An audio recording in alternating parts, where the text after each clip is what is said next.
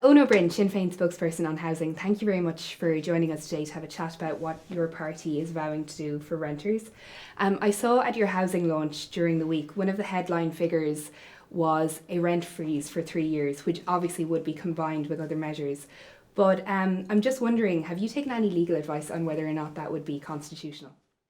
There are no constitutional issues because we're not talking about lowering the rents that landlords are currently charging. We're talking about introducing a refundable tax credit.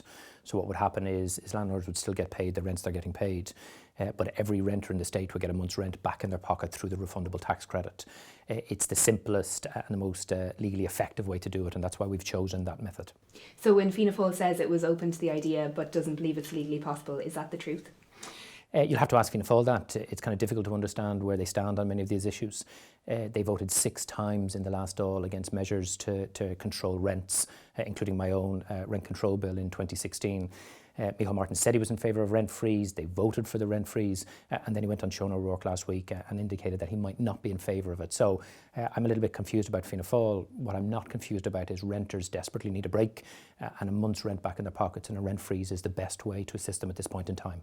And whatever about other political parties not agreeing with the measure for whatever reason they might have, I saw that the ESRI had previously raised concerns about a similar measure, and I think the argument was something along the lines of you'd have an increasing number of people competing for the same amount of properties because supply would inevitably slow down under a rent freeze. Have you considered that? Yes, and I think if you introduced a rent freeze on its own for a very long period of time, you might get that difficulty. That's not what we're proposing.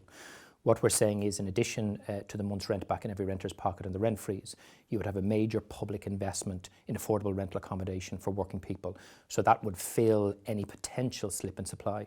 But what I'd also say is yields for landlords now, particularly institutional investors, have never been higher.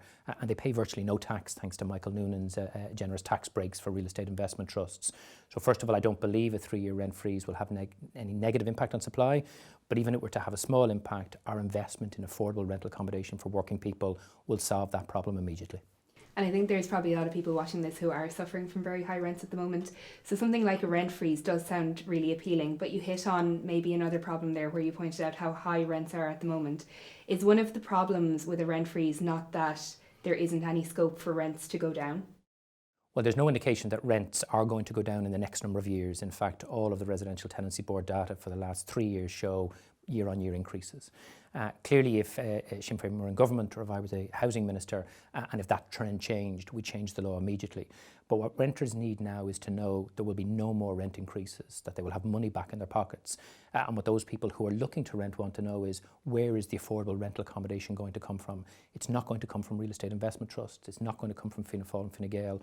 Only direct public investment in affordable rental accommodation at €900 a month or less in Dublin is what is required, and Sinn Féin's the only party proposing that.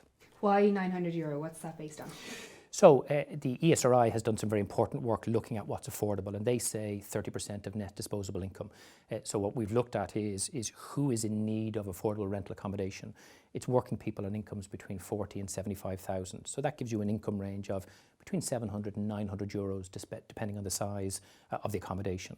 But for example, there is no reason why public investment in affordable rental accommodation within the canals in Dublin couldn't provide good quality 2-bedroom apartments for 900 euros a month, or good quality 1-bedroom apartments for 700 euros a month.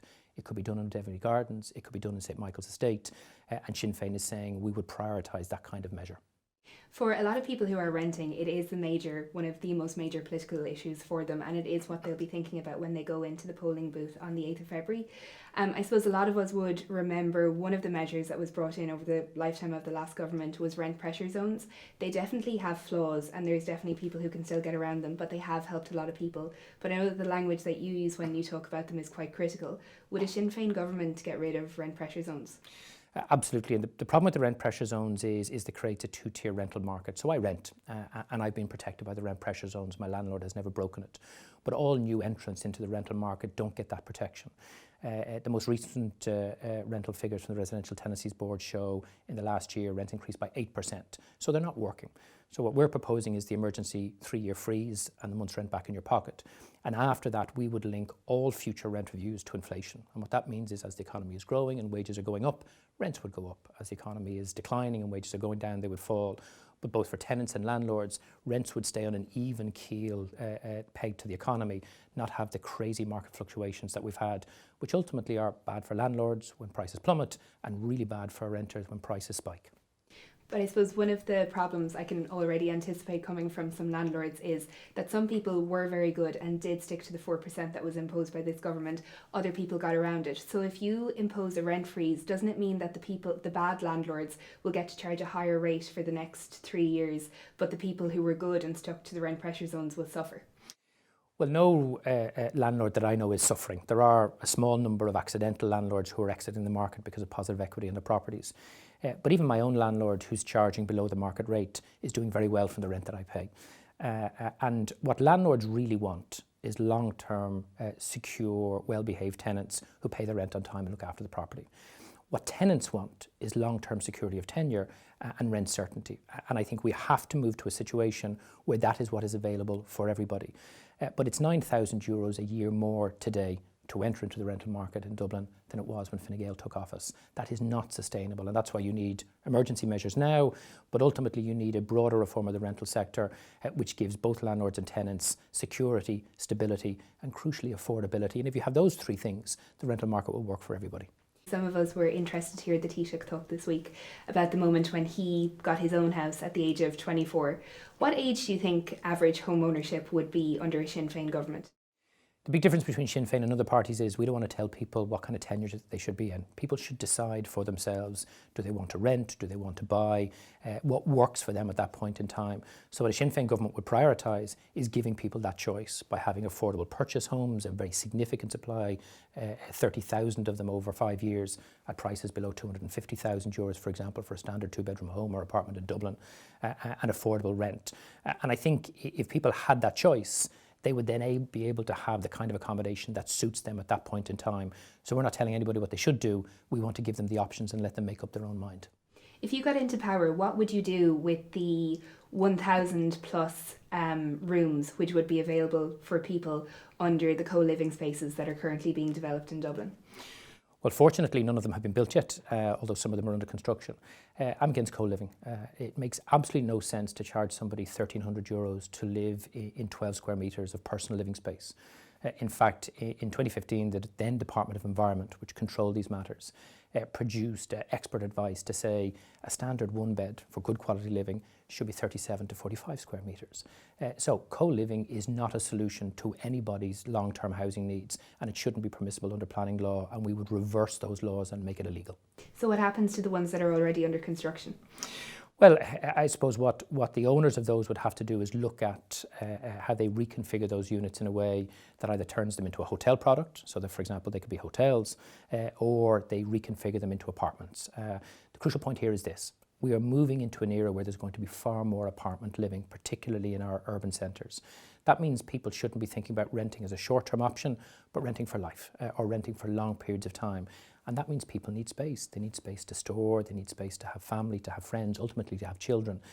Anybody who thinks 12 square metres of personal living space is a sensible way to plan solutions for people's housing needs, I think has their head buried so deeply in the sand that they shouldn't be housing minister. But I guess turning things into more hotels kind of sounds like a Fine Gael style move. Is Eoin Murphy not right when he says that there is a small cohort of people in the housing market for whom these co-living spaces might work or it might suit them? I think if you go to any worker, no matter what their income, and you give them two choices, you give them 12 square metres of personal living space for €1,300 a month, or you give them a good quality 37 to 45 square metre apartment for €900 a month, I don't think there's anybody going to be asking for co-living. You have promised 100,000 public houses on public land over the lifetime of the next government. Is that going to be paid for through higher taxes? No, so the additional cost of our housing measures in terms of the capital budget is about 6.5 billion over the 5 years.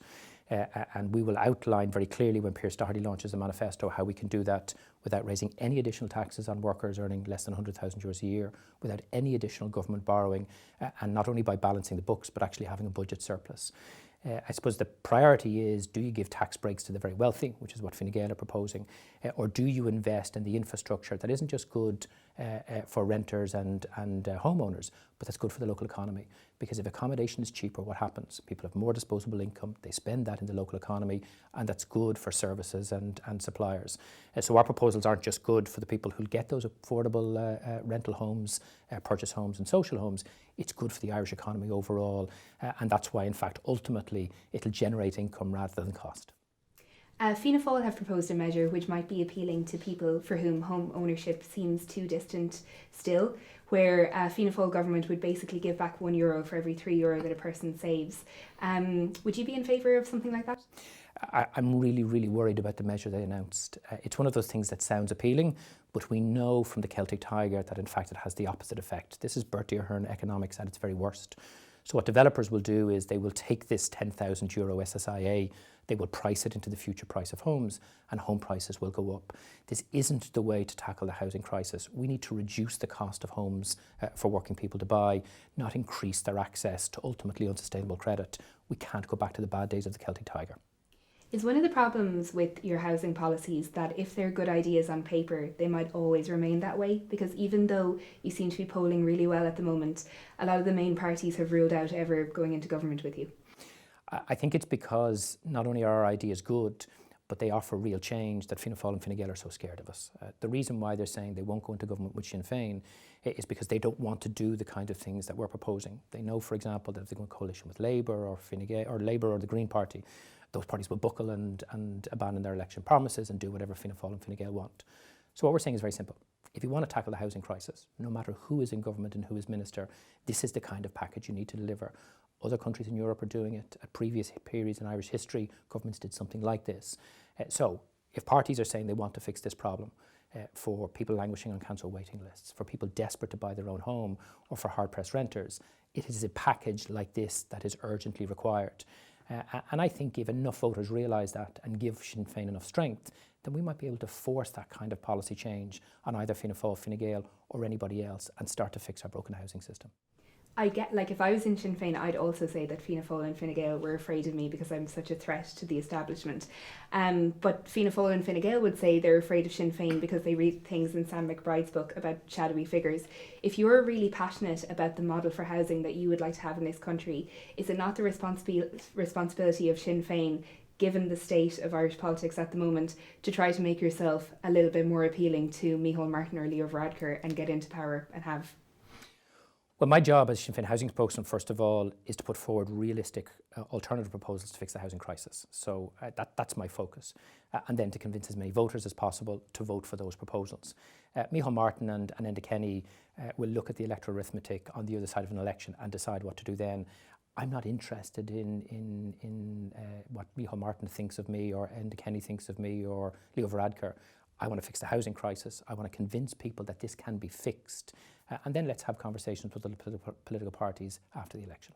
I know that politicians freak out when you ask them too much about polls, but given how you appear to be quite close to Fine Gael at the moment, do you think it's reasonable for either Fine Gael or Fianna Fáil to maintain their position of ruling out Sinn Féin even before the votes are cast? Well, I'm not one of those politicians that freak out about polls. I actually think they're very interesting so long as you read them closely.